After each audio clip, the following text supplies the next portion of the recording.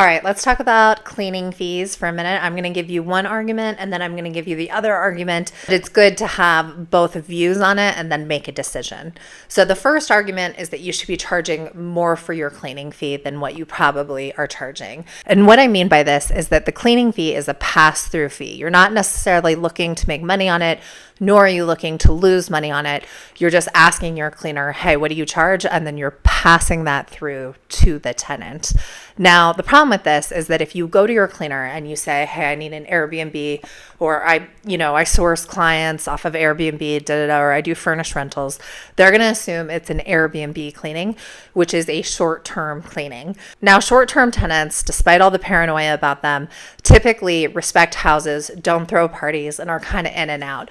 There's only so much damage you can do to a place when you're staying for 4 days, and you also don't do a lot with the appliances.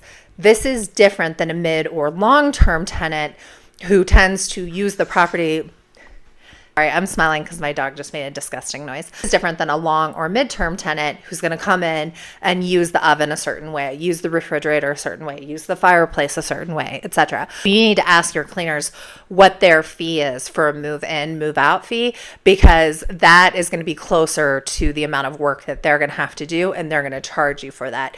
In addition to that, you want to make sure that they have plenty of time to get in there and clean and then get back out. So it's not like one of those things where they're going to schedule an hour or two, which they might for an Airbnb short-term clean. They need to have more time in case that person has really lived in the property. And the reason why that matters to you is that when you're setting your cleaning fee, you don't want to set the cleaning fee for a short-term rate. You want to set it for a move-in, move-out rate so that you can pass that cost through. Otherwise, you're going to be eating some of those costs. If you're learning something in this video, please like it. Now, on the flip side, we are officially in slow season. There is no argument around it. October can be a bit of some places it does well and some places it doesn't. November and December, if you were in a traditional weather winter pattern, these are going to be very slow seasons for you. So everybody should anticipate that it's going to be a little bit slower right now.